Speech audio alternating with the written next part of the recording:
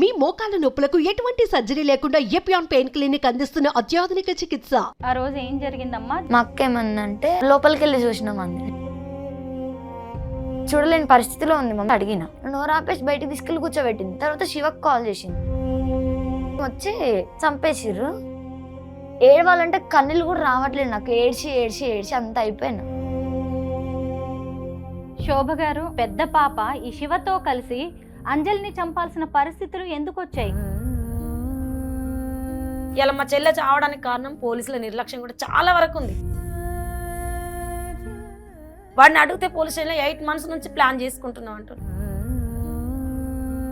అందరికీ నమస్కారం, నేను Swaroopa Potlapalli. Welcome to Suman TV. ప్రియుడి కోసం కన్న తల్లి అయిన ఫోక్ సింగర్ అంజలిని కూతురే కడతీర్చింది. ఆ హత్యా నేరానికి గాను ఆ అమ్మాయితో పాటు ఆమె ప్రియుడిని కూడా పోలీసులు అరెస్ట్ చేశారు. కళ్ళెదుటే తల్లి హత్యకు గురవడంతో చిన్న పాప షాక్ కి గురైంది. ఇప్పుడు ఆమెను చూసేవాళ్ళు లేక ఇప్పుడు ఆ పాప పరిస్థితి అయితే చాలా దయనీయంగా ఉంది. ప్రస్తుతం నాతో పాటు చిన్న పాప అలాగే అంజలి అక్క అయిన శోభ గారు ఉన్నారు. అసలు ఈ హత్య ఎలా జరిగింది, ఈ చిన్న పాప పరిస్థితి ఏంటి, ఆమెను ఆదుకోవడానికి ఎవరైనా ముందుకొస్తారా, అలాగే చాకలి ఐలమ్మకు ఈ ఫోక్ సింగర్ అంజలికి ఉన్న సంబంధం ఏంటో అడిగి తెలుసుకుందాం.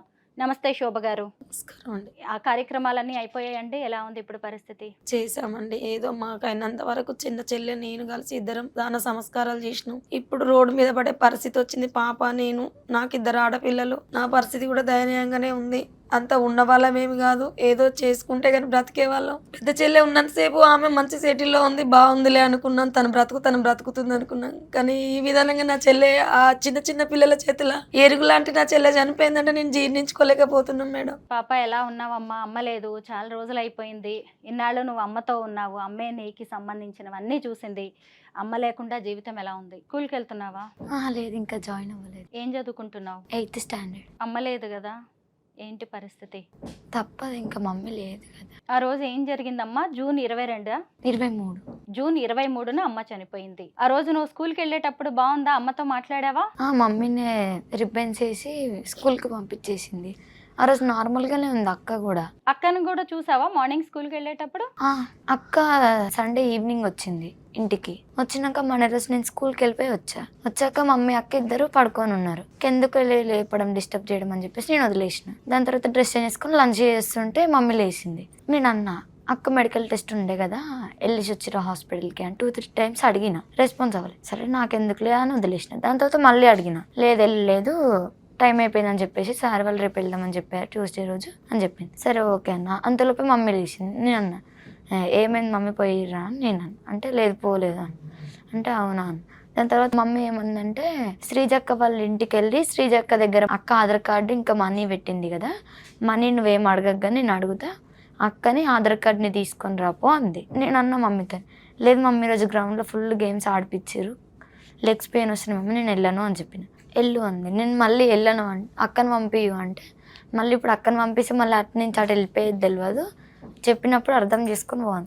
నేను మమ్మీని తిట్టుకుంటూ వెళ్ళిపోయాను. ఎప్పుడు నువ్వు నాకే చెప్తావు ఏది ఉన్నాను అంటే కొంచెం. ఇప్పుడు మమ్మీ లేచి టీ పెట్టుకోరమ్మంది.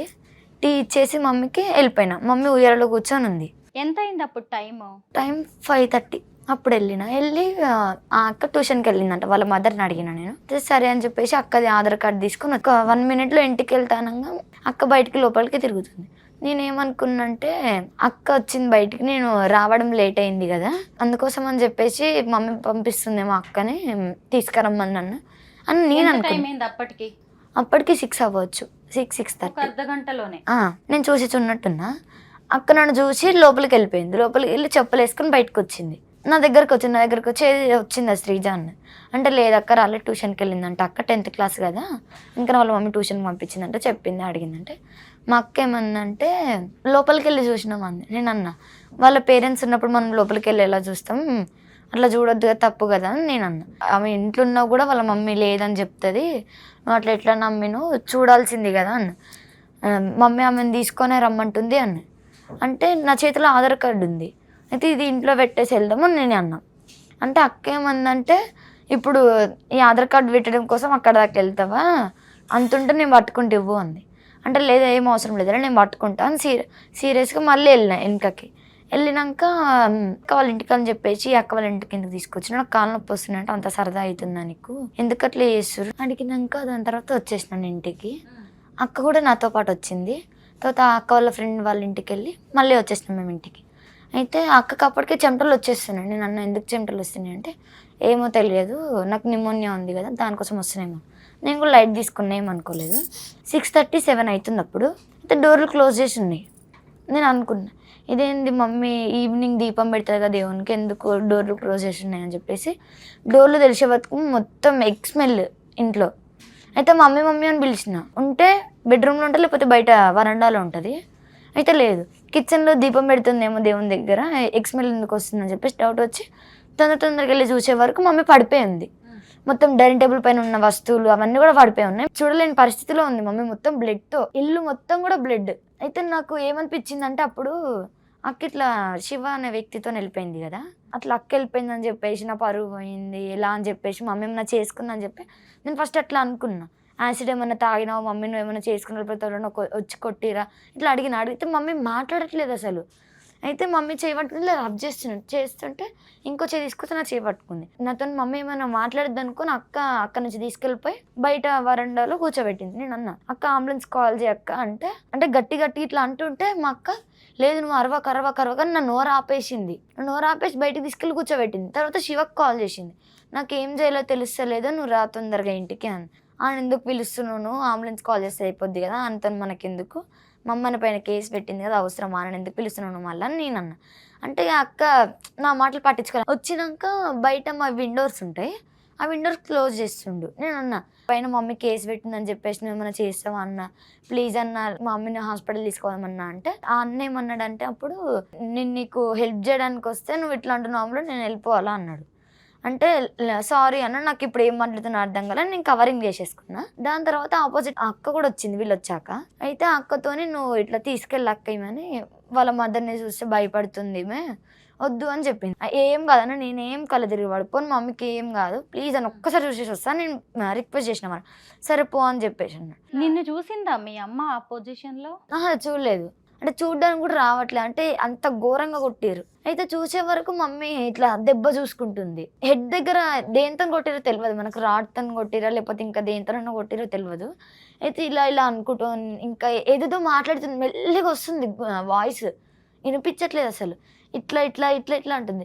నాకు వీళ్ళు చెప్పిన మాటలకి వీళ్ళు అన్న వాటికి మమ్మీ చేసే వాటికి నాకు ఇంకా భయం అయింది. అయితే సరే అని చెప్పేసి మమ్మీని చూసి అక్క వాళ్ళు ఉన్నారు కదా, ఆ అక్క వాళ్ళ ఇంటికి వెళ్ళినా. నేను వెళ్ళేసరికి ఈ అన్న ఉన్నాడు కదా శివన్న వాళ్ళ తమ్ముడు మా అక్క, వీళ్ళు ముగ్గురు కలిసి ఏం చెప్పినంటే మా అక్క వాళ్ళ ఇంటికి వెళ్ళే ముందు మీ మమ్మీకి కొన్ని వాటర్ చల్లి కొన్ని నీళ్ళు తాగిపించి ఏమైందో అడిగి హాస్పిటల్ తీసుకుపోతాం అన్నారు. అయితే అక్క వాళ్ళ ఇంటికి వెళ్ళి కూర్చున్నాక మా అక్క వచ్చింది నా దగ్గరికి, మా మమ్మీ ఫోన్ తీసుకొని కీస్ కూడా వేసుకొని వచ్చింది. నేనేమనుకున్నా అంటే శివన వాళ్ళ మమ్మీని హాస్పిటల్ తీసుకెళ్ళిరా, తాళం వేసేసి వచ్చినావా అన్న. లేదు తీసుకెళ్ళలేదంటే వాళ్ళు ఇప్పుడు ఉన్నారా లేదా అని నేను అడిగి, అంటే లేరు అన్న. మరి మమ్మీ ఏది అంటే మమ్మీ ఇంట్లో ఉందంటే మమ్మీని తాళం వేసి వచ్చేసినావా ఇంటికి అన్న. అంటే అవును అన్న. నాకు అసలు అప్పుడు ఏం చేయలేదు, అక్క చేతుల నుంచి కీస్ గుంజుకొని నేను మళ్ళీ వెళ్ళి చూసే వరకు ఇట్లా పడిపోయి ఉంది. అయితే ఒక 10 seconds అట్లనే నేను ఐస్ బ్లింక్ చేయకుండా చూస్తున్నా, మమ్మీ స్టమక్ అట్లనే పైకి కిందికి అవుద్ది కదా అన్నట్లేదు. నాకు భయం అయింది. అక్కని తీసుకొచ్చిన, అంటే నేను ఒక అక్క వాళ్ళ ఇంటికి వెళ్ళినా కదా, అక్కని తీసుకొచ్చిన. అక్క నాకు భయం అవుతుంది అక్క, ప్లీజ్ అక్క ఒక్కసారి వచ్చి చూడక, నాకు ఏం చేయాలో అర్థమవుతలేదు అక్క అంటే అక్క వచ్చి నోస్ దగ్గర పెట్టి చూసింది, నాడి పట్టుకొని చూసింది. చనిపోయింది అప్పటికి. సెకండ్ టైం వచ్చి చంపేసిర్రు. దాని తర్వాత అక్క వచ్చి చూసి నాకు చెప్తే నేను ఏడుస్తా అప్పుడు అని చెప్పేసి అక్క నాకు అబద్ధం చెప్పింది. ఏమని, లేదు మీ అమ్మ పడుకుంది, ఆమెను ఏమనకండి, ఆమెను డిస్టర్బ్ చేయకండి, ఆ మోన్లో అట్లా పడుకుంది అంతే, ఆమెకి ఏం కాలేదని నాతో చెప్పింది. అయితే అక్క అప్పుడు అక్క వాళ్ళ ఇంట్లోనే ఉండుండే. ఆ అక్క వాళ్ళ ఇంట్లో నుంచి వాటర్ తీసుకొచ్చి మా అక్కవి నావి కాలు చేతులు కడిగిపించి ఇంట్లోకి తీసుకెళ్ళింది. నేను అన్నా అక్క ఎందుకు అక్క కాలు చేతులు కడిపిస్తున్నావు, ఏమైంది అక్క, మా మమ్మీకి బాగానే ఉందంటే బాగానే ఉంది అని. అయితే అక్క వాళ్ళ హస్బెండ్ ఏమన్నాడంటే అంబులెన్స్ కన్నా 100 నెంబర్కి కాల్ చేద్దామని ఫస్ట్ 108 కాల్ చేస్తే వాళ్ళు రెస్పాన్స్ అవ్వలేదు. 100కి డైల్ చేస్తే పోలీసులో పెద్ద మమ్మీ ఒకటేసారి వచ్చారు ఇద్దరు. లోపలికి వెళ్ళి పెద్ద మమ్మీ చూసి అయ్యో నా చెల్ల పడిపోయిందని ఏడుస్తుంటే పోలీస్ సార్ వాళ్ళు మా పెద్ద మమ్మీ పైకి రివర్స్ అయ్యారు. మమ్మీ అట్లా పడిపోయి చనిపోయిందని తెలుసు నాకు, కానీ వీళ్ళు వచ్చి కొట్టి చంపిరని మాత్రం తెలియదు. పెద్ద మమ్మీ వాళ్ళని పట్టుకొని నేను ఏడుస్తుంటే అప్పుడు మా అక్క మా పిన్నితో ఏమందంట అంటే ఇట్లా చున్నీ పట్టుకొని గట్టిగా పిన్ని సారీ పిన్ని, ఒక చిన్న తప్పు చేసిన, నేను ఒక చిన్న తప్పు చేసినట్టు అంటే మా పిన్ని వినలేదంట. అయితే సార్ వాళ్ళని ఏదో దాస్తుంది అని చెప్పేసి ఆమెను దగ్గరికి పిలిచి అడిగేసరికి నేనే చంపిపించేసిన సార్ మా మమ్మీని అని అనేసిందంట. అయితే నాకు తెలియదు. అయితే నన్ను పోలీస్ సార్ వాళ్ళ కార్లో ఎక్కించి కూర్చోబెట్టారు. అయితే నాకు అప్పటి వరకు కూడా తెలియదు. సిఐ మేడం వచ్చిండే. ఆ సిఐ మేడం నా దగ్గరకు వచ్చి కూర్చుంది. అక్క కూడా వచ్చి నా పక్కనే కూర్చుంది. అయితే అక్క ఏమంటుందంటే వాళ్ళిద్దరే చేసి ఉంటారు అంటే మమ్మీని ఇంకొక వ్యాన్ లో వేసేసారు. నేను అరుస్తున్నా బయటికి, మమ్మీ లేవు మమ్మీ, నీకు ఏం కాలేదు, నిన్ను అట్లా ఎందుకు పడేసారు, మమ్మీ లేవు మమ్మీ అని నేను ఏడుస్తున్నా. నా పక్కన కూర్చొని మా అక్క ఏమంటుందంటే వాళ్ళిద్దరే చేసి ఉంటారు మేడం, మధ్యాహ్నం వచ్చి మా చెల్లె బయటికి వెళ్ళినప్పుడు, మా ఫ్రెండ్ వాళ్ళ ఇంటికి వెళ్ళినప్పుడు వాళ్ళు వచ్చి బెదిరించారు మేము అని చెప్పి. అంటే నేను అన్నా ఎవరిద్దరు శివ వాళ్ళని అంటే అప్పుడు అంది అంతే. నేను అన్నా నాకు అప్పుడు ఎందుకు చెప్పలేదు, వీళ్ళు సెకండ్ టైం వచ్చినప్పుడు నాకు చెప్తే పోలీసు వాళ్ళకి ఫోన్ చేసి నేను వాళ్ళని పట్టేసినప్పుడు మమ్మీ కూడా బతుకుతున్నాను, నువ్వు ఎందుకు చేసినావు అని. అయితే ఆ సీఏ మేడంతో మేడం ఫస్ట్ ఏమైనా నా పక్క నుంచి తీసేయండి అన్న. మా పెద్ద మమ్మీ మా పిన్ని వచ్చి నా పక్కన కూర్చున్నారు. అటు సైడ్ లాస్ట్కి అక్కను కూర్చోబెట్టి పోలీస్ స్టేషన్కి వెళ్ళాక లేదు నేనే చంపించేసి ఇట్లా మా మమ్మీ నేను వెళ్ళిపోతే తీసుకొచ్చిందని చెప్తాను ఒప్పుకుందంట. దాని తర్వాత శివ వాళ్ళ తమ్ముడిని తీసుకొచ్చారు. ఆయన చూసినాక నాకు కోపం ఆగలేదు.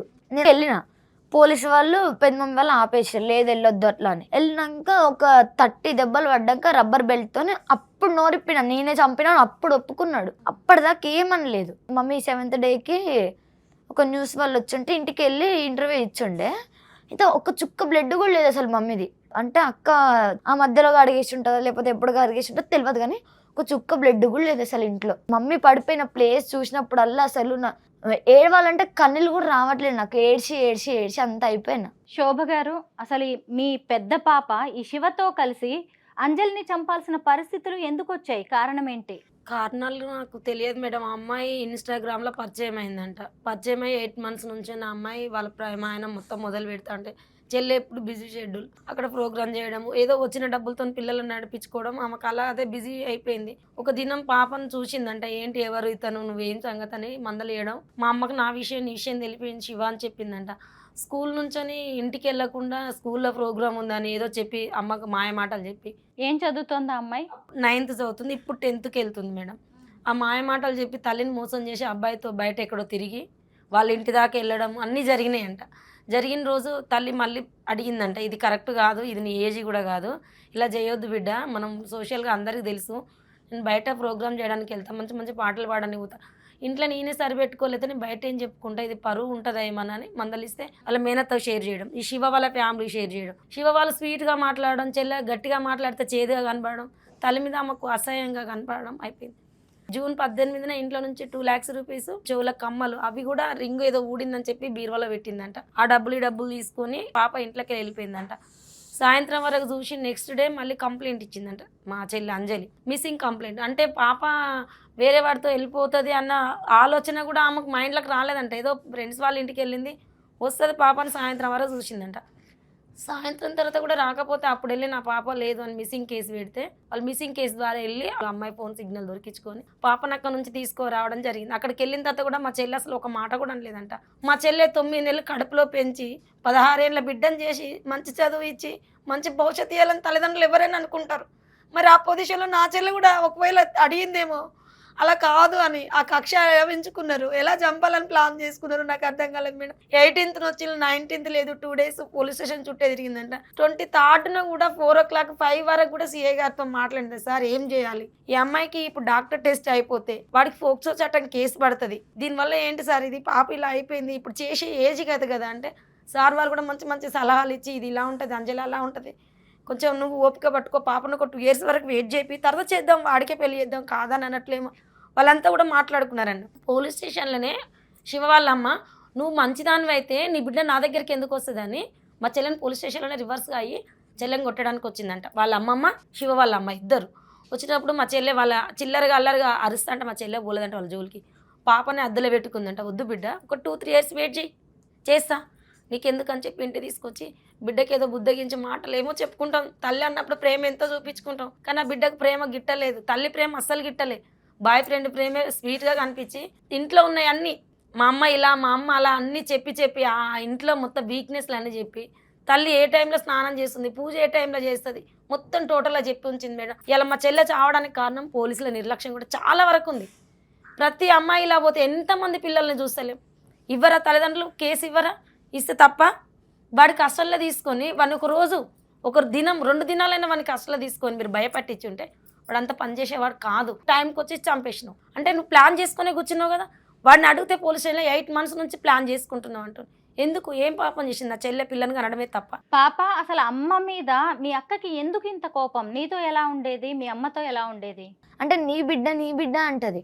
మమ్మీ అంటది నువ్వు నా బిడ్డవు కదా, అదొక్కతే నా బిడ్డ ఇట్లా అంటది. నేను ఏడిచిన, మమ్మీ ఎందుకు మమ్మీ అక్క ఊకే ఇట్లనే అంటది, నాకు ఏ ప్రైజ్లు వచ్చినాయి ఏది చేసినా కూడా ఇట్లనే అంటది ఎందుకే అంటే, మేము ఇద్దరం నవ్వినమంటే అక్క ఏడుస్తుంది, మేమిద్దరం ఏడిస్తే అక్క నవ్వుతుంది. అలాంటి బిహేవియర్ చేస్తుంది ఆమె ఇంట్లో కూడా. 5:30కి ఫోన్ పడుతుంది, 8 వరకు ఫోన్ చూడడమే. మమ్మీ కూడా ఆమెను ఏమనదు, మళ్ళీ ఏమైనా చేసుకుంటుందేమో లేకపోతే వెళ్ళిపోతుందేమో అని చెప్పి ఫ్రెండ్స్తోనే కదా చాట్ చేసేది అని చెప్పి మమ్మీ వదిలేసింది. అంటే తెలియదు ఈయనతో చేసిందని చెప్పి మమ్మీకి. అమ్మని చంపిన తర్వాత మళ్ళీ కలిసావా అక్కని? చూసావా అసలు? లేదు. పోలీసులు తీసుకెళ్ళాక అసలు ఇంతవరకు. శోభ గారు, ఇప్పుడు అంజలికి 2 పెళ్లిళ్ళు జరిగాయా? ఈ 2 ఆడపిల్లలు కూడా వేరు వేరు భర్తలకు పుట్టినవారా? మా రవి మా చుట్టాల అబ్బాయి దమ్మన్నపేటకు మ్యారేజ్ చేసినాం. మ్యారేజ్ అయినాక పాప పుట్టింది. పాప పుట్టిన ఒక 6 months 7 monthsలోనే అతను అయిన అప్పులకు ఇంట్లో ఉన్న పరిస్థితులకు అతను డ్రైవర్ వర్కే చేసేది. ఆ డబ్బులు సరిపోవట్లేవు, నాకు ఇబ్బంది అవుతుందని చెప్పి ఆ ఇబ్బందులకు అతను పైసలు తీసుకున్నాడు. వాళ్ళ ఫ్యామిలీ అంతా ఏం సపోర్ట్ చేయలేదు. మా దగ్గర ఉన్న డబ్బులు ఎన్ని పెట్టిన అబ్బాయి బతకలేదు. అక్కడ నుంచి గాంధీలో వేసిన తర్వాత గాంధీలో 9 రోజులు ఉన్నాడు. అలా ఎన్ని రోజులు ఉండదు? చిన్న అమ్మాయి 18 సంవత్సరాల అమ్మాయి ఒక పాపను పట్టుకొని ఎలా ఉంటుంది మేడం? అమ్మకు కూడా ఒక తోడు ఉండాలి కదా. అందుకే మేము చేసిన పెళ్ళి ఆ అమ్మాయికి కూడా ఈ అబ్బాయిని. 2 భర్తలు 3 భర్తలు అనేది ఇది నాకు మంచిగా అనిపించట్లేదు మేడం. ఎందుకంటే సమాజంలో ఒక తోడు కావాలని ఎవరైనా కోరుకుంటారు. తనకు తోడు, తర్వాత ఇంకొక కూతురు పుట్టింది. ఆ అబ్బాయి కూడా ఈ అమ్మాయి ఆ అమ్మాయి అని ఏ రోజు చూడలేదు మేడం. ఎన్ని ఫోటోలు కాదు, మీరు ఫేస్బుక్లో కూడా వెతుకుతే దొరుకుతాయి. ఇద్దరికి సేమ్ బట్టలు, సేమ్ డ్రెస్సులు, ఎంత బాగా చూసుకునేవాడు. ఆయనకు ఓన్ బేకరీ, ఇంట్లో వాళ్ళకు లేని ఫుడ్ అంటూ లేకపోయేది, అన్ని విధాలుగా చూసుకునేది ఆ తండ్రి. ఈ మధ్య కాలంలోనే రోడ్డు యాక్సిడెంట్లో చనిపోయింది మేడం. అసలు ఏ రోజు కూడా పిల్లల్ని ఏమి ఇబ్బంది పెట్టలే, భార్యని ఇబ్బంది పెట్టిండేమో కానీ ఈ బిడ్డ నాకు పుట్టలే, ఆ బిడ్డ నీకు పుట్టలే అని అసలు ఎప్పుడూ నా మర్ది తీయలేదు అలాంటి విషయాలు. అయ్యో, ఈ పాపకి ఇప్పుడు తండ్రి లేడు, తల్లి లేదు, అసలు ఏమీ లేకుండా ఒంటరిగా ఏం చేయాలో దిక్కుతోచని పరిస్థితుల్లో ఉన్నాం మేడం. మేము ఇప్పుడు మా చెల్లెని అలా చంపి కూడా పైనకి వెళ్ళి ఇలా మాట్లాడుతుంటే మేము భరించలేకపోతున్నాం మేడం. ఇది ఇప్పుడు పాపని ఇక మీరే చూడాలా అండి? నేను ఉన్నంతసేపు నా బిడ్డను నేనే చూడాలి. ఇప్పుడు మీరేం చేస్తుంటారు? మీ ఆర్థిక పరిస్థితి ఏంటి? నేను ఇక్కడ కోంపల్లిలోనే కుకింగ్ చేయడానికి వెళ్తాం మేడం. అపర్ణ ఫార్మడ్ హౌస్ అని ఉంటుంది, అక్కడ చేసుకుంటాను. ఏదో వచ్చిన దాంతో పిల్లలు నడుపుకుంటున్నా ఇప్పుడు ప్రస్తుతానికి. నాకు వెనక ఆధారం ఏం లేదు, ముందేం లేదు, చేసుకుంటేనే బ్రతికే వాళ్ళం మేడం. మేము మొత్తం మీరు 3 అక్క చెల్లెళ్ళు. 3 అక్క చెల్లెలు, మీకు 2 ఆడపిల్లలు. భర్త లేడు. మా ఆయన చనిపోయి 20 years అయిపోయింది. అయ్యో, అతనికి కళ్ళకి కావిళ్ళు అయి చనిపోయిండు. అమ్మ ఏంటి ఇప్పుడు? అమ్మ లేదు కదా, అసలు ఏంటి, ఏం చేద్దామని? ఇప్పుడు పెద్దమ్మ దగ్గరేనా? ఇంకా ఏంటండి వీళ్ళ పరిస్థితి? ఇంకా పాపని ఇక మీరే చూడాల్సిన బాధ్యత కనిపిస్తోంది. మీ ఆర్థిక పరిస్థితి అంతంత మాత్రంగానే ఉంది. పాప నేనే చూస్తాను మేడం, ఇంకే చేసేది ఏం లేదు. కాకపోతే ఏంటంటే దయ ఉన్న వాళ్ళు ఎవరైనా మా పాపకు సహాయం చేయాలనుకున్న వాళ్ళు పెద్ద మనసుతో ముందుకు వస్తారని కోరుకుంటున్నాను మేడం నేను. ఎందుకంటే నేను ఒక ఒంటరి దాన్ని ఉన్నన్ని రోజులు చేస్తా. అమ్మ హెల్త్ బాగాలేదు, 2 ఆడపిల్లలు, ఇప్పుడు ఇంకో పాప యాడ్ అయింది. నేను కూడా అంతంత మాత్రమే కదా, ఎలా బ్రతకాలి, ఏం చేయాలి, చేసే చెల్లెనే పోయింది. అమ్మకు నెలకు 40,000 జీతం, ఆ జీతం పోయింది, గవర్నమెంట్ జాబ్ పోయింది, అన్ని నాశనం అయిపోయినాయి. ఇప్పుడు ఏం చేయలేని పరిస్థితి. ఒక్క పాప కోసం మొత్తం ఇన్ని జీవితాలు ముడిపడి ఉన్నాయి అనిపిస్తుంది మేడం ఇప్పుడు మాకు. పాప, మీ అమ్మ మీ అక్కని నిన్ను వేరువేరుగా చూసేది, ఆమంటేనే ఇష్టం, నన్ను మా అమ్మ చాలా టార్చర్ పెడుతుంది అని ఫ్రెండ్స్ కూడా చెప్పుకుంటూ ఉండేదంట. ఎందుకు అలా చేసేది మీ అక్క? అంటే వాళ్ళ ఫ్రెండ్స్ ఏం చెప్తున్నారంటే, మేము కూడా వీడియో చూసాం, స్క్రూ డ్రైవర్స్తో పొడుస్తుంది, వాతలు పెడుతుంది అని చెప్తున్నారు కదా వాళ్ళ ఫ్రెండ్స్. ఒక్కసారి మా అక్క బాడీ పైన ఒక్క చిన్న ఘాటు చూపించమనండి. చెప్తే వాళ్ళు అంటున్నారా, లేకపోతే వాళ్ళే క్రియేట్ చేసుకుని మమ్మీని బ్యాడ్ చేయడానికి అలా అంటున్నారా అని చెప్పేసి నాకైతే ఇట్లా అనిపిస్తుంది.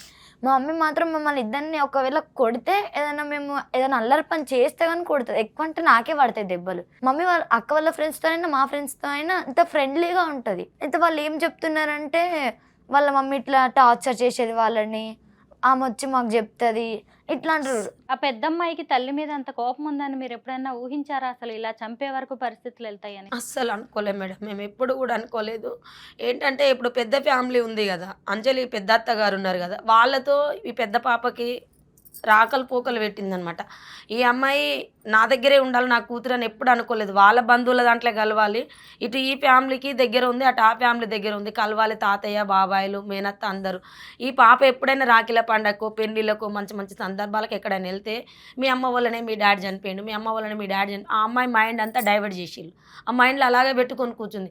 ఎప్పుడైతే ఈ శివ అనేవాడు ఎప్పుడైతే ఈ ఇన్స్టాగ్రామ్లో పరిచయం అయిందో వాళ్ళు మొత్తం ఆ 2 ఫ్యామిలీలు మాట్లాడుకున్నారు. దీన్ని ఎదిగేదాన్ని కూడా మనం అంచగొట్టాలి, ఎట్లీస్ట్ మన మొత్తానికి కథం చేయాలి. మా అన్నయ్యని చంపిండు, వాళ్ళు ఏమేమి చెప్పిళ్ళు అమ్మాయికి ఆ పెద్దత్త గారు. సెకండ్ ఈ శివ వాళ్ళ ఫ్యామిలీ ఎంటర్ అయిన తర్వాత ఇంకా వాళ్ళకి మంచి సపోర్ట్ దొరికింది. ఇటేమో స్వీట్గా కనిపిస్తుంది ఏది పెద్ద పాపకి, ఇటు అత్తగారేమో ఇలా చెప్తున్నారు, మా తాతయ్య మా బాబాయిలంతా ఇలా చెప్తున్నారు. ఆ అమ్మాయికి తల్లి మీద ఒక కక్ష అనేది పెరిగిపోయింది మేడం. ఓ మా అమ్మ ఇలా అయితే మా డాడీ చనిపోయిందా, మా మమ్మీ టార్చర్ వల్ల అసలు అక్కడ లేనిలేదు మేడం. ఇప్పటికి కూడా మేము ఏ విధానంగా ప్రూఫ్ తెమ్మంటే నేను గాంధీ నుంచి కాదు ఎక్కడి నుంచి రెమెడీ హాస్పిటల్కి ఒక్కడపల్లి దగ్గర నుంచి కూడా నేను తెస్తాను. మా చెల్లె పిక్కబట్టి చంపిందా, ఉరిపెట్టి చంపిందా, ఫైజన్ తీసుకొని 9 డేస్కి చనిపోయిన అబ్బాయికి ఇలా మా చెల్లె చంపిందని చెప్పి తెలియని పిల్ల మైండ్ మొత్తం డైవర్ట్ చేసింది పెద్ద ఫ్యామిలీ. సెకండ్ శివ వాళ్ళ ఫ్యామిలీ మా చెల్లెని చంపిన తర్వాత మేడం నాకు అసలు కాల్ వచ్చింది 10:30కి కాల్ వచ్చింది. అసలు చెల్లె చనిపోయిందని అసలు నాకు ఏం తెలియదు. 10:30కి చిన్న పాప కాల్ చేసింది, పెద్ద అమ్మాయి చేసింది, చిన్న అమ్మాయి ఇద్దరు చేసిళ్ళు. ఇద్దరు చేస్తే ఫస్ట్ అమ్మాయి చేసినప్పుడు నేను కాల్ కట్ చేసిన, అవసరం లేదని కాల్ కట్ చేస్తే ఈ చిన్న పాప కాల్ చేసి పెద్దమ్మ నేను మ్యాగీని మాట్లాడుతున్నా, ప్లీజ్ అమ్మ మా అమ్మ పడిపోయి 2-3 అవర్స్ అయిపోయింది, ఒక్కసారి రావా, నీ చెల్లె కాదా, పుణ్యం చేసుకోవా అమ్మ అంటే నా గుండె ఎక్కడో కరిగిపోయి ఏంది ఇలా మాట్లాడుతున్నావు ఏందమ్మా అంటే లేదమ్మా నువ్వు రా అంది. రా అనేసరికి నేను బయలుదేరినా, మా పిల్లలు ముగ్గురం బయలుదేరినాం. బయలుదేరేటప్పటికి పెద్ద పాప ఫోన్ చేసి అమ్మ నువ్వు ఎక్కడున్నావు తొందరగా రావా అంటుంది. ఏంది మినిట్కి ఫోన్ చేస్తున్నావు ఏమైంది నీకు అంటే నువ్వు వచ్చినాక చెప్తాను నీకు, ఒకటి జరిగింది నేను చెప్తాను అని అంటే ఒకటి జరగడం ఏంది, ఫోన్ పెట్టే నేను వస్తున్నా, నన్ను డ్రైవింగ్లో ఉన్న ఊక ఫోన్ చేసి సతాయించకే అన్న. నేను వెళ్ళేటప్పటికి మేడం 11:30 12 అవుతుంది. చెల్లె పడిపోయిన పొజిషన్, చెల్లె బ్లడ్లో ఉన్నదంట. అమ్మాయి అప్పటికి నేను పోయినప్పుడు బ్లడ్ లేదు, మొత్తం కడిగేసింది బకెట్లతో. ఏంటంటే ఈ యశ్వంత్ గాడు అనేడు ఎల్బీ నగర్లో చికెన్ కట్ చేస్తాడంట. ఆ చికెన్ కట్ చేసే వ్యవహారం రోజు బ్లడ్ చూసి వాడికి కళ్ళకి ఏమీ కాలేదు. ఆ బ్లడ్ మొత్తము ఆ మనిషిని లేపి బ్లడ్ అంతా కడిగి బాత్రూంలో నెట్టేసి మళ్ళీ ఎదిగా పండబెట్టించి పోలీసులు మేము వచ్చేటప్పటికి. నేను మా చెల్లెని లేపాలి హాస్పిటల్ తీసుకెళ్ళాలని చెప్పి అంజలి అని పిలిస్తే అంజలి మన దగ్గర లేదు. అంజలి వెళ్ళిపోయి ఎన్నో గంటలు అయిపోయింది, నాకు అర్థం అవ్వట్లేదు సార్ నన్ను చూడని అంటే నీ ఫింగర్ ప్రింట్స్ పడతాయి, నువ్వు మీ చెల్లెని ముట్టొద్దని చెప్పి లాక్ చేసినాక నాకు అర్థం అవ్వట్లేదు సార్ ప్లీజ్ దయచేసి మా చెల్లెని నన్ను చూడని అండి. అసలు ఏం జరిగిందంటే వాళ్ళు వచ్చి బయటకు వచ్చి 3 అవర్స్ 4 అవర్స్ అయిపోయింది అమ్మాయి చనిపోయి. ఇంకా వేరే బాడీని తీసుకెళ్ళి అంబులెన్స్ రావాలనుకుంటుంటే మా పిల్లలకి అర్థమైపోయింది అమ్మ నువ్వు ఇంకా అక్కడ ఉండకు, పిన్నిని ఎదురో మర్డర్ చేసింది అదంతా. కనీసం నా పక్క నుండి కూడా అమ్మ నేను ఇలా చేశాను నా వల్లనే మీ చెల్లె ప్రాణం పోయిందని నాకు చెప్పలేదు మేడం అస్సలు. పెద్ద పాపను తీసుకొని మా చెల్లి బిడ్డాన్ని తండ్రి చనిపోయిండు, తండ్రి తర్వాత మళ్ళీ తండ్రిని చేసుకుంటే ఈ తండ్రి చనిపోయిండు, ఈ తల్లి చనిపోయింది, మీరు అనాథలు, మీరు ఎవరి దగ్గర పోతారు బిడ్డ అని మేము ఇలా ఏడుస్తున్నాం. కానీ ఈ ఎముడే మా చెల్లెని చంపించినని మేము ఊహించుకోలేదు. అక్కడి వరకు మాకు అసలే తెలియట్లేదు ఏం జరిగింది, ఎవరు చంపిల్లు. ఎందుకంటే మేము రాజకీయంగా అస్సలు రాలే మేడం, ఎవరి మీద అనుమానం రాలే, ఏ ఫ్యామిలీ కూడా నాకు అనుమానం నాకు తెలియదు, నాకు అసలు ఏం తెలియదు. మేము అక్కడ నుంచి పోలీస్ స్టేషన్కి వెళ్ళిన తర్వాత పాప నా చంకలో కూర్చుంది, ఆ అమ్మాయి కూడా నా చంకన కూర్చుంది, ఈ అమ్మాయి ఈ పక్కన కూర్చుంది.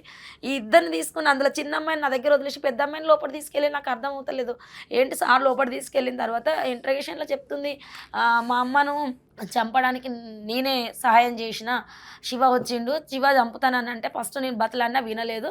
తర్వాత నేను చున్నీ ఇచ్చిన మా మమ్మీ డ్రెస్ ఆ చెల్లె రోజు వేసుకుని డ్యూటీకి వెళ్ళే డ్రెస్ అది, ఆ చున్నీ ఇచ్చిందని చెప్పిందంట. నేను వినలేదు సార్, నన్ను మళ్ళీ లోపలికి పిలిపించి సిఐ గారు నువ్వు ఏమనుకుంటున్నావు అమ్మ అంటే లేదు సార్ మా చెల్లెకైతే శత్రువులు ఎవరు లేరు, మా చెల్లె హ్యాపీగా బతుకుతా ఉంది, తన డ్యూటీ తను చేసుకుంటూ తన పిల్లలు తన భర్త చనిపోయి 1 year అయింది, మాకు శత్రువులు అయితే ఎవ్వరు లేరు సార్ అని. ఇలా శత్రువులు ఎందుకు లేరమ్మా, ఇక్కడే కూర్చుంది ఇదే మెయిన్ క్యాండిడేటు అని. ఏమైంది సార్ అంటే ఎవడో ఇది ఇట్లా ఇన్స్టాగ్రామ్లో పరిచయం అయ్యిండు, వాడి తమ్ముడు వాడు ఇదంతా ఇలా జరిగిందని చెప్పిన.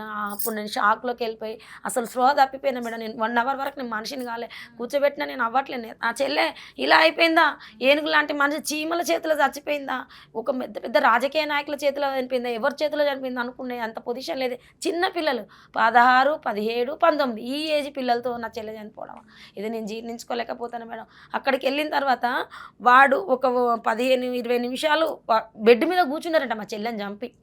బెడ్ మీదనే కూర్చొని ఉంటే ఎదురింట్లో అమ్మాయి వచ్చి మీరు ఏమవుతారు అంటే ఇది నా మీద ఇది ఇట్లా వల్గర్గా ఇది నా మీద కేసు పెట్టింది అందుకే చంపేసినాం మేము అని ఆమెకు చెప్పగానే అమ్మాయి ఎస్టీ ఏమైపోద్దో మా మీద ఏమైనా కేసు అయిపోద్దని ఆమె వెళ్ళిపోయిందంట. తర్వాత ఒక 1 అవర్ తర్వాత చిన్నోని తీసుకొచ్చి యశ్వంత్ గారిని 2 అవర్స్ తర్వాత పెద్దోని శివగాని తీసుకొచ్చింది మేడం.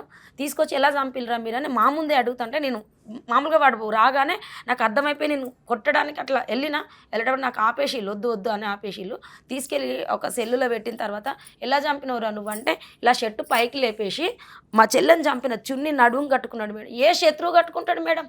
చంపిన చున్నీని కూడా అక్కడ వేయకుండా వాడు నడుముకు కట్టుకొని నల్లగొండకి వెళ్ళిపోయి మళ్ళీ అక్కడ నుంచి 2 గంటలు 3 గంటల వరకు తీసుకొచ్చే వరకు కూడా మా చెల్లెని చంపిన చున్నీ వాడు నడుము కట్టుకొని ఉన్నాడు. ఎంత దుర్మార్గంగా, ఎంత ఆలోచనలు, వాళ్ళ ఆలోచనలు ఎంత బలం ఎవరిచ్చారు, ఎక్కడి నుంచి వచ్చింది నాకేం అర్థం అవుతలేదు మేడం. మా చెల్లి ఏం తప్పు చేసిందో నాకు అర్థం అవుతలేదు. శోభ గారు, మీకు చాకలి ఐలమ్మకి బంధుత్వం ఏంటి? చాకలి ఐలమ్మ వాళ్ళు మా అమ్మమ్మ వాళ్ళు పాలోళ్ళు, దగ్గర రిలేషను. మా అమ్మ వాళ్ళు తోటి కోడలు. మా అమ్మ వాళ్ళ ఇంటికి ఆడపిల్ల పిల్ల, మా అమ్మమ్మ వాళ్ళ ఇంటి ఆడపిల్ల, ఆ ఇంట్లో పుట్టింది మా అమ్మ. ఐలమ్మ గారి విగ్రహావిష్కరణ అంటే ప్రతి దగ్గర మా చెల్లె ముందుండేది. అమ్మ ఉద్యమాల గురించే మాట్లాడుతూ ఉండేది. అమ్మ ఉద్యమాల పాటలు పాడేది. చాకలి ఐలమ్మ అంటే ఇది, ఈ చాకలి వాళ్ళని ఇలా అనగదొక్కుతున్న ప్రతి విషయంలో మా చెల్లె ముందుండి పోరాడేది. ప్రతి ఒక్కరికి తెలుసు హైదరాబాద్లో, యావత్ తెలంగాణ చాకలి వాళ్ళందరికీ, మా రజకుల బిడ్డల ప్రతి ఒక్కరికి తెలుసు అండి. అంజలి అంటే ఎవరు, సట్ల అంజలి అంటే ఎవరు, ప్రతి విషయంలో అమ్మ గురించి కొట్లాడింది. అదే శ్వేత ఐలమ్మ గారి వాళ్ళ మామగారు మా అమ్మకు మేనమర్ది. మేము రిలేషన్ కాదు అని చెప్తుంది కదా. అదే పాలకుర్తి సెంటర్లో మేడం, అక్కడ కూర్చున్నాం. మేము రిలేషనా కాదా అని. మేమేం అమ్మ పేరు చెప్పుకొని తినలేదు. అమ్మ కుటుంబంలో నుంచి వచ్చిన వాళ్ళం, మేము ఆ బ్లడ్లో నుంచి వచ్చిన వాళ్ళం. అది చెప్పడంలో తప్పు అయితే అడగండి మేడం, మేము ఎవరం అక్కడ వచ్చి తెలుస్తుంది. కాదు అని చెప్తే మేము జీర్ణించుకోలేకపోతున్నాం. అమ్మ పేరు ముందు తెచ్చినాం తప్ప అమ్మని తప్పు చేయలేదే మేము. అంత చాలా తక్కువ కుటుంబం, చిన్న కుటుంబంలో నుంచి వచ్చిందా అంజలి? ఆ కుటుంబంలో బిడ్డే కదా. కాదు అనడం నాకు నచ్చట్లేదు మేడం. ఇప్పుడు ఈ పాపకి సంబంధించి ఎవరినైనా మీరు సాయం అడగాలనుకుంటున్నారా? ఖచ్చితంగా మేడం అడగాలనుకుంటున్నాం. దయగల వారు, ప్రేమ ఉన్న వాళ్ళు, దిగజారిపోయిన బతుకులు అయిపోయినాయి ఇప్పుడు మా పరిస్థితులు. బిడ్డ ఈ రోజు అంటే చదివేలాగో చదివిస్తున్నాం అనుకోండి, గవర్నమెంట్ స్కూల్లో ఎక్కడో వేసి, రోజున ఆ బిడ్డకి ఏమీ లేవు. దయచేసి మీ ఛానల్ ద్వారా మీరు ఏదైనా మా పిల్లలకు సాయం చేయమని అడుగుతున్నాం మేడం. తెలిసి తెలియని వయసులో ప్రేమలో పడి దాన్నే జీవితం అనుకొని పెద్ద పాప కన్న తల్లినే చంపేసింది. చెప్పుడు మాటలతో ఆమె ఇప్పుడు జైలు పాలయ్యింది. ఇప్పుడు ఆమెతో పాటు మరో 2 కూడా అరెస్ట్ అయ్యి జైల్లో ఉండాల్సిన పరిస్థితి. ఇప్పుడు చూస్తే ఈ చిన్న పాప చాలా చిన్న ఏజు, చివరికి పెద్దమ్మ చూడాల్సిన పరిస్థితి. ఆమె ఆర్థిక పరిస్థితి కూడా అంతంత మాత్రమే. ఆమెకు భర్త లేడు. 2 పిల్లల బాధ్యత, ఆడపిల్లల బాధ్యత ఉంది. ఇటువైపు చూస్తే ఇంకో ఆడపిల్ల. మీలో ఎవరైనా సరే ఈ చిన్న పాపకి సాయం చేయాలి అనుకుంటే ముందుకు రావచ్చు. మీ సాయం ఖచ్చితంగా ఈ అమ్మాయి జీవితాన్ని నిలబెడుతుంది. ఇప్పటికే తల్లి చనిపోయి అక్క ఒక హంతకిగా కనిపిస్తూ ఉండడంతో అమ్మాయి మానసిక పరిస్థితి కూడా అసలు సరిగ్గా లేదు. మీరు ఎవరైనా ముందుకొచ్చి సాయం చేస్తే చిన్న జీవితాన్ని నిలబెట్టిన వారు అవుతారు. ఒక్క ప్రాణం ఇన్ని జీవితాలని ఇప్పుడు ప్రభావితం చేస్తోంది. ఈ చిన్న పాపకి సాయం చేయడానికి మీలో ఎవరైనా ముందుకొస్తే మీరు ఖచ్చితంగా మనసున్న మహారాజులుగా నిలిచిపోతారు.